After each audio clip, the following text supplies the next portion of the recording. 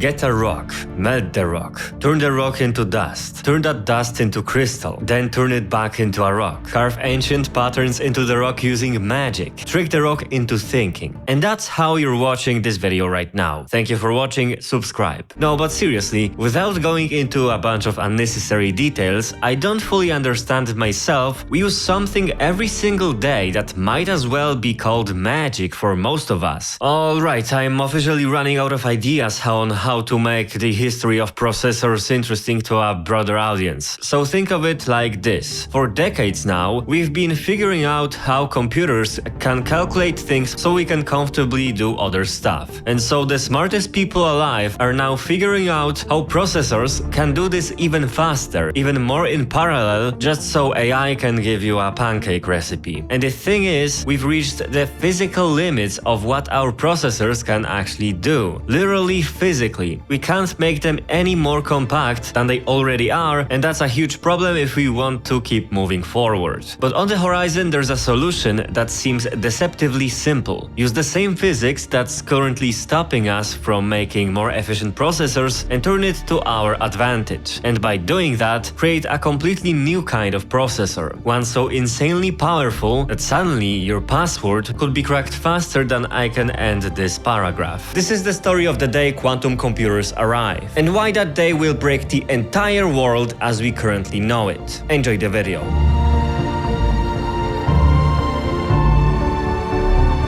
The world, and really a huge part of what we do, means numbers. And even though I absolutely hate math, nothing shows that better than my beloved computers. Because everything that happens here, whether you're playing a game, looking up cute cats on the internet, or actually doing calculations on a calculator, it's made up of insane numbers of instructions and other computations. When people finally got tired of calculating complicated things on abacuses, pieces of paper, and in their heads, an idea appeared. What if we could force machines to do the counting for us? And that's how the first computers were born. They were massive, slow, and had, well, basically zero flexibility. Every single function required a separate module, cables, switches, and a whole lot of hardware. You want the machine to do something else? You had to physically rebuild its circuitry. It's like having to replace half of your computer parts just to play a different game. If a computer is going to be truly useful, there needs to be one place that can execute different instructions. Any instructions, whatever the programmer tells it to do. And that's how the processor came to be. A relatively small component that became the brains of the entire machine. Instead of building a separate circuit for every task, you could just write a program and the processor would execute it step by step at speeds humans could previously only dream of. At the most basic level, a processor is just a piece of silicon where someone arranged billions of tiny wires and switches, transistors, into very specific patterns. Those patterns form what we call logic gates, and from those gates everything else is built. A unit that knows how to add and multiply numbers, a handful of ultra-fast little shelves for data called registers, a cache that holds whatever the processor is about to need next, and a part that reads instructions from a program, breaks them apart, and tells the rest of the chip, do this now, do that next. All of it ticks to the rhythm of a clock, a tiny generator that sets the pace. On every single tick, the processor fetches an instruction, decodes it, executes it, and it does this billions of times per second, pretending to be incredibly smart, even though deep down it only knows how to shuffle zeros and ones around. From that moment on, a true revolution began. Computers could be smaller, faster, and vastly more universal. And then came another discovery. If you cram more transistors, more connections, onto the same surface of silicon, the processor goes absolutely crazy in terms of speed. That runaway loop of progress is what we call the Moore's law. Moore's law says that roughly every 2 years, the number of transistors in a processor doubles. And that meant one thing: computers were getting faster, smaller, and cheaper at an exponential rate. The problem is that we're now running into the physical limits of miniaturization. You simply can't fit more connections onto the same piece of silicon anymore. anymore, or at least doing so has become incredibly difficult. And if you've noticed that over the past decade, games have started to look at least kind of the same, and there haven't been a massive obvious breakthroughs, and that your years-old computer is only barely slower than a brand new machine built from the latest components, that's the perfect example of the limit we're approaching. It's getting harder and harder to keep improving processors, whether we're talking about the brains of computers or the chips inside graphics cards. Miniaturization has reached a point where every next step requires an insane amount of effort and delivers smaller and smaller gains. They just pump more power into the chip to squeeze out a bit more performance. And that solution comes with a cost. Hardware wears out faster, temperatures go up, and on mobile devices, batteries die a whole lot quicker. Take Intel for example. For the past few years, the company has been stuck in what can only be described as a market nightmare. For most of the 21st century, Intel was an absolute giant. Anyone buying a computer even somewhat consciously made sure there was something from Intel inside.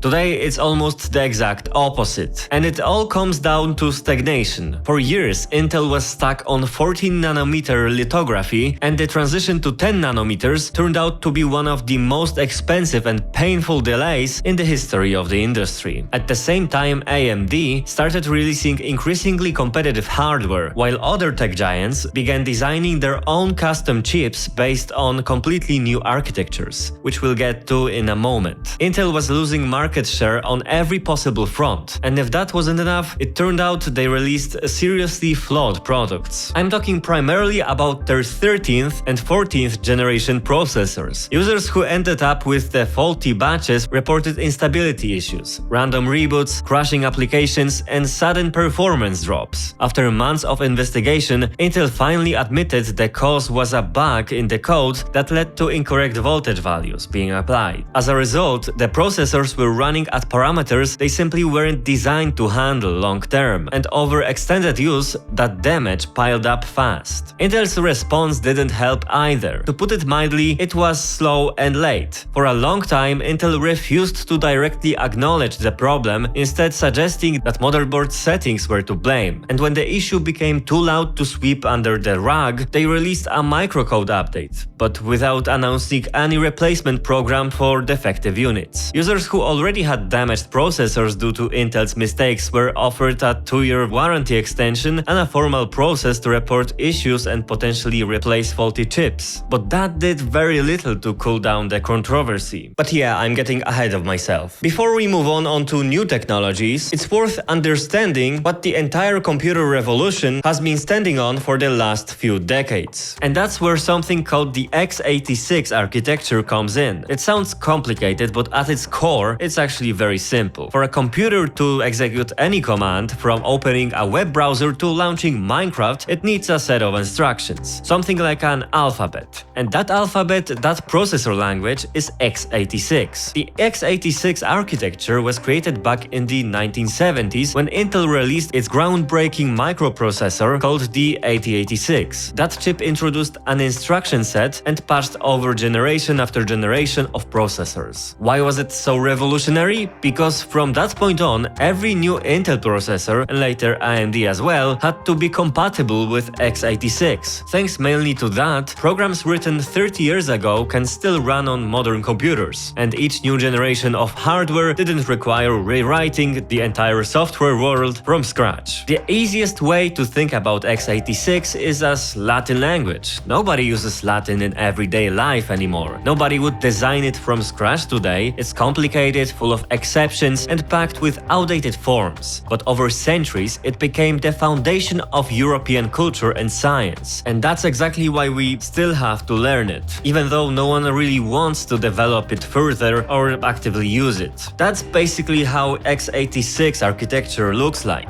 Old, heavy, bloated with hundreds of instructions that date back to a time when a computer took up half a room. Today, many of these instructions make no sense whatsoever, but we can't really get rid of them, because the entire software ecosystem was built on x86. For decades, we managed to deal with this thanks to transistor miniaturization. Thanks to Moore's law, we could keep stuffing more and more power under the hood so processors could brute force their way through this ancient language. But once this this miniaturization started approaching the limits of physics, x86 began to weigh on us like Latin weighs on a first-year medical student. But right alongside it, almost completely unnoticed for all that time, something else existed: the ARM architecture. And one thing needs to be said right away. ARM is not new. It was created back in the 1980s. Roughly around that same time, modern personal computers were being born. But for many years, ARM was like a niche dialect that nobody took seriously. It showed up in calculators, handheld consoles, and other devices that nobody even remembers today. For a long time, ARM didn't really compete with x86 because it simply couldn't. It didn't have the raw performance. It just wasn't powerful enough. And then,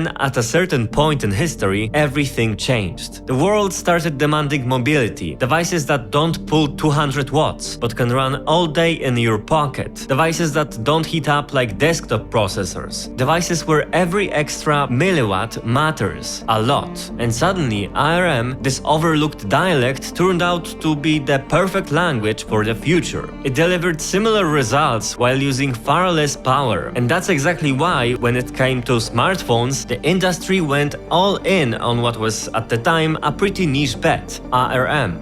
That being said, the architecture wasn't without its flaws. For years, ARM was light and power efficient, but also too weak to think about putting it into serious computers. For a long time, it was associated with kids' handheld consoles, calculators and cheap phones, not machines for video editing, AAA games, or other professional work. And then Apple showed up and did what Apple does best. It showed the world that everyone was wrong. First, in 2007, the iPhone proved that ARM could not only last all day on battery, but also handle complex interfaces, animations, apps, and games. Each new generation of iPhone became a demonstration of just how far this architecture could be pushed. ARM started to grow, to gain power. It became a textbook example of what's called a disruptive technology. A technology that doesn't just take over the world through brute force, but slowly, quietly, step by step, it changes the rules of the game. A disruptive technology doesn't try to win inside the old system. It builds a completely new one.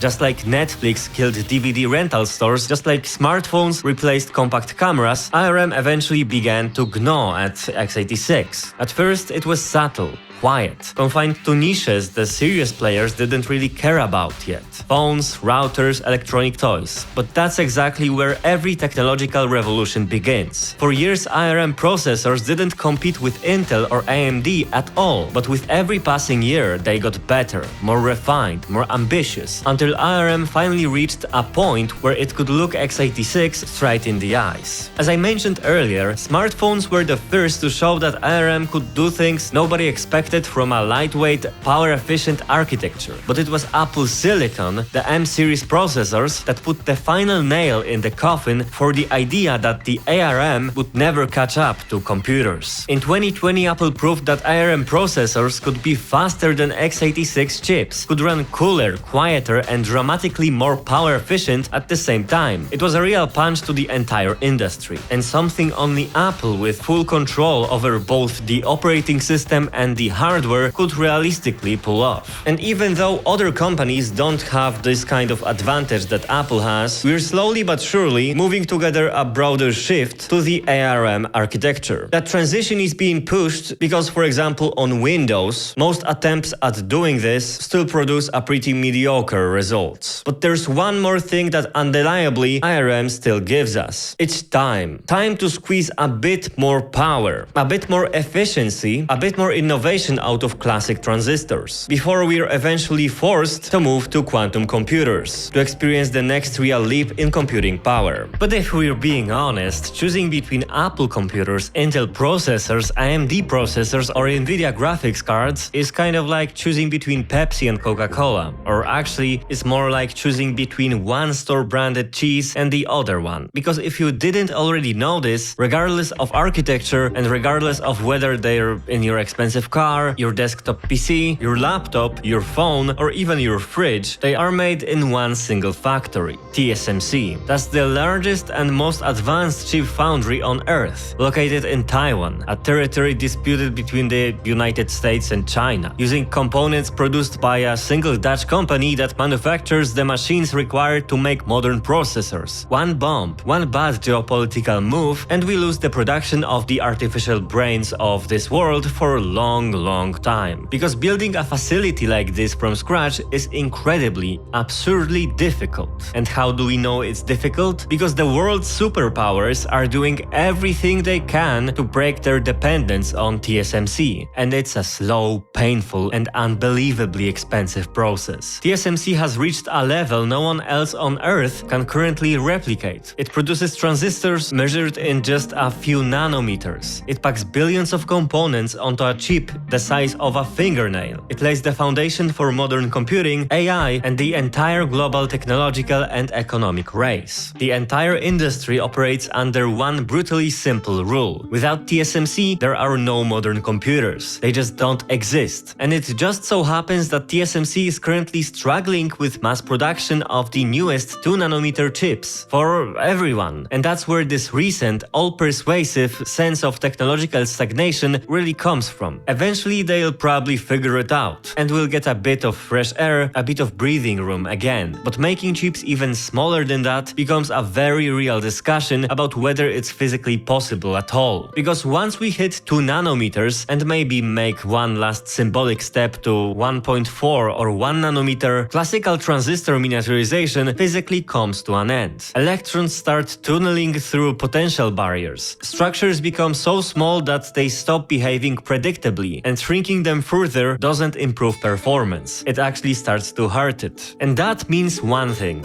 Moore's law finally definitively stops making sense. We no longer get a free performance boost every few years or so just because transistors are smaller and more densely packed. And yes, on the surface, computers will start to feel like they've stopped. There won't be spectacular generational leaps in performance anymore. But that's only the end of one kind of progress. So what happens next? Companies will start improving performance through smarter architectures like IRM, more efficient memory organization, better instruction sets, greater parallelism across many cores, and specialized hardware blocks designed for specific tasks. Instead of one giant general-purpose processor doing everything, we'll see more and more division into smaller units built for particular jobs. Something we already see in Apple's chips, where some cores handle AI, some focus on efficiency, and others burn more power for raw performance. If we can't keep shrinking chips forever, we'll start stacking them, improving the connections between them. We won't make individual transistors faster, but we'll make the whole system faster by reducing distances, cutting latency, and adding layers. And sooner or later, new materials with more favorable physical properties will start showing up in processors. Eventually too, much like with modern AI, a lot of computation won't happen locally under your hands, but somewhere else, on someone else's computer, in that famous cloud.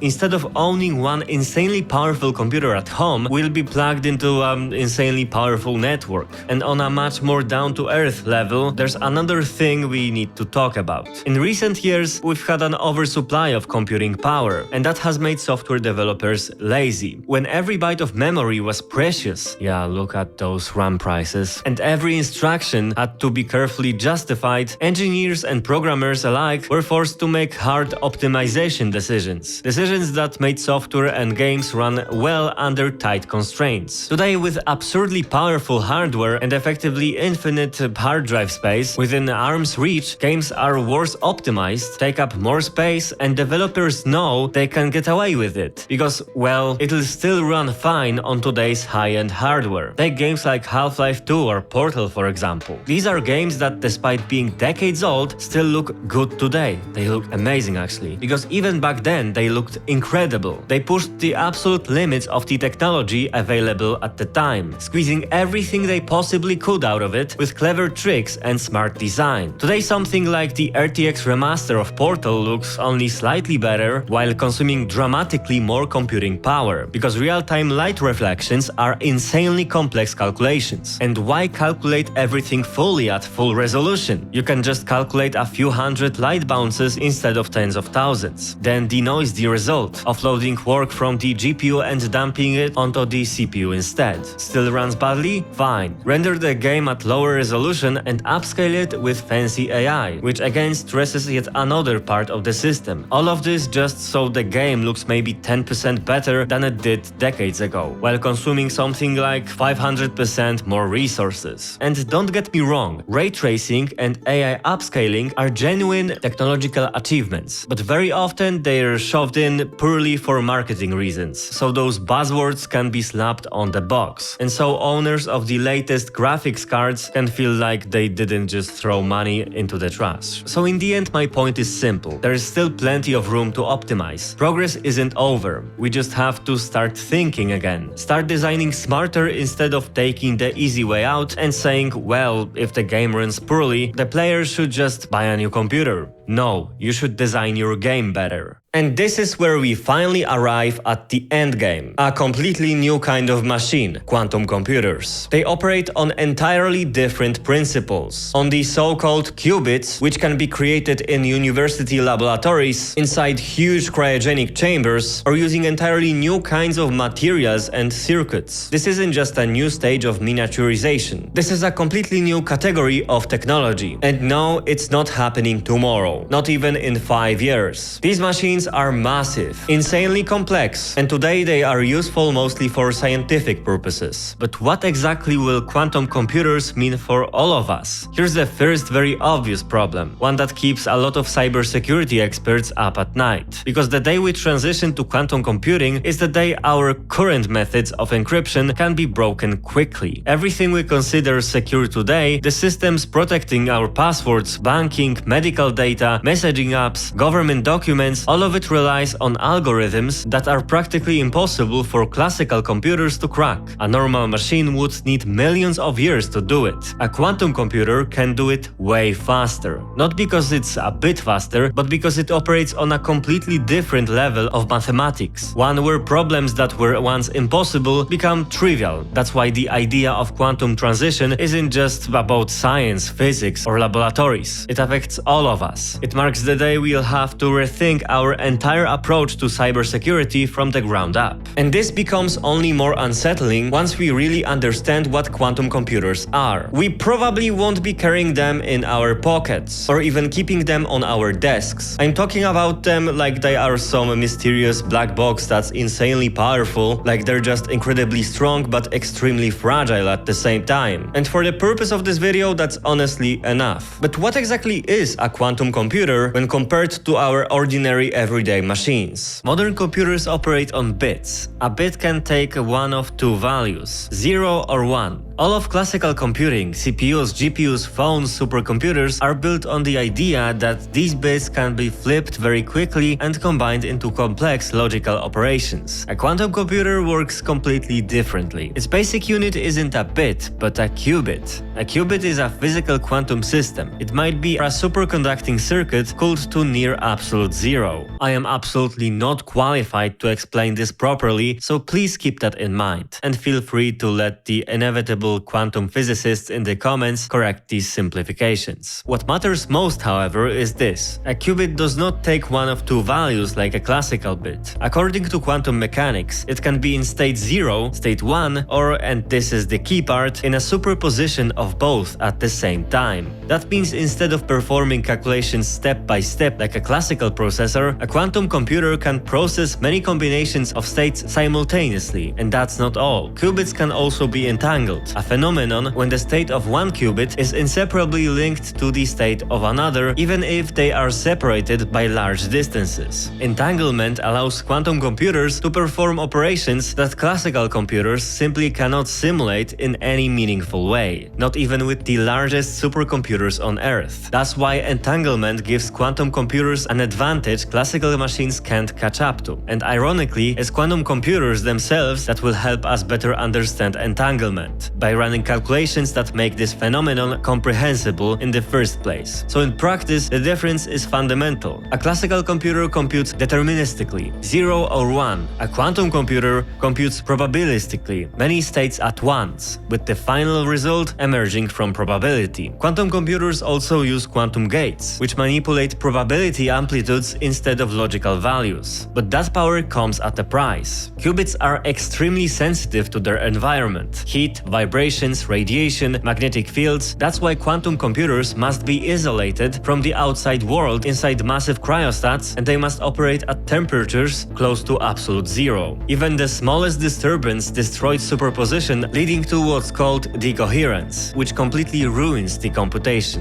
Because of this, quantum computers are not suited for everyday tasks we use PCs and laptops for. They seem useless for gaming, video editing, browsing the internet, rendering, AI, anything that requires standard data processing. They are specialized tools for a very narrow class of problems: mathematical, optimization, and physical problems that are simply too hard for classical computers and would take them millions of years to solve. A classical computer is a machine that executes instructions. A quantum computer is a device that manipulates probabilities. These are two completely different computational models. One does not replace the other. Instead, they will coexist, each solving different kinds of problems in very different ways. And even though you're probably convinced, just like I was before I started making this video, that if classical computers and quantum computers both compute something, and quantum computers can do it faster, better, and are generally super powerful, then surely that means that I can play Doom on it, right? Would it render my videos faster than my 2019 Intel processor? After all, at the end of the day, everything on our computers is just math, right? Yes, of course, but it's absolutely not the same type of math.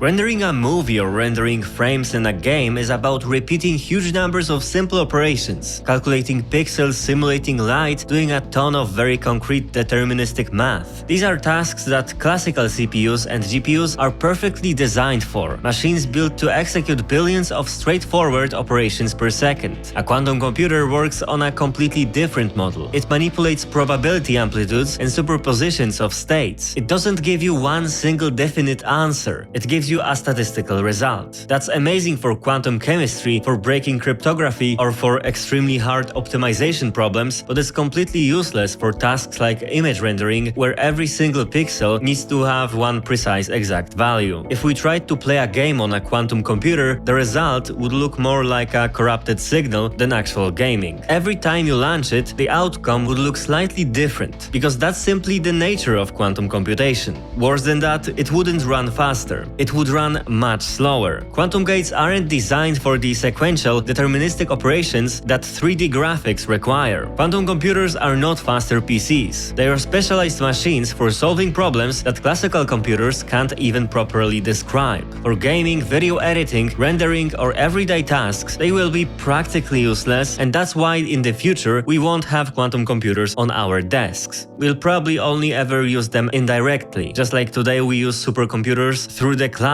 without even realizing it. Now, drifting a bit into science fiction, I've seen people on Reddit speculate that maybe one day our computers could include a dedicated quantum processing unit, something that kicks in only where quantum computation actually has an advantage. Games would still mostly run on classical hardware, but the quantum unit could handle things like, theoretically, ultra-fast ray tracing, generating massive procedural worlds, simulating weather systems and whole ecosystems in the background, or pairing NPCs with intelligence at a level we've never seen before. But even then, it would be a tandem, not a replacement. I can also imagine that at some point quantum computers might be capable of performing standard classical computations by effectively emulating them. But that would completely miss the point of why we are even building quantum computers in the first place. We don't want faster horses. We want a supercar with all the advantages that come with it. And this all brings us to the real core of the issue. Quantum computers will be a sort of modern cyber weapon, concentrated in the hands of those with the most power, the most capital, and the most influence. They will be the tools of governments, militaries, corporations, and small groups of scientists working on things that today still sound like science fiction. From breakthrough cryptography to synthesizing new materials and designing medicine on an atomic level. For most of us, however, quantum computers will be something we'll most likely never physically touch. We won't even get to buy buy them, we won't install apps on them, we won't mess around with them at home,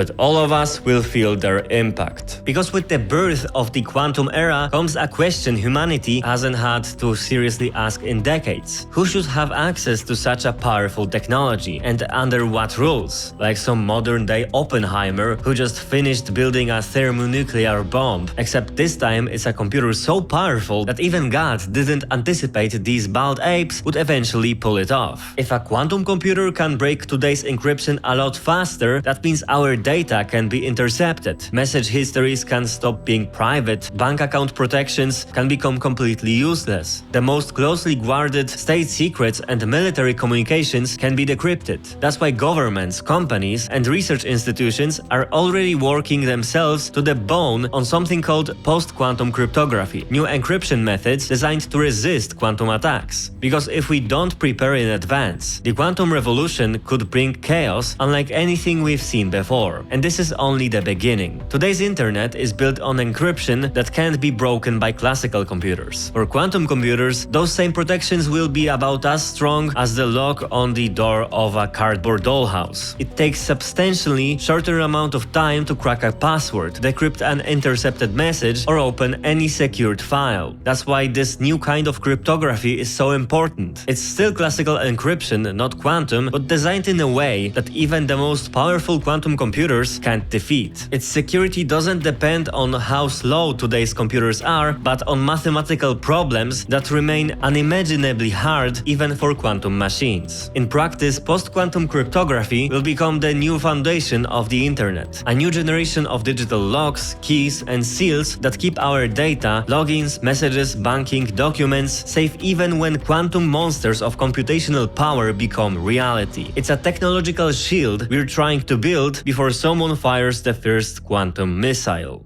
Thank you for watching.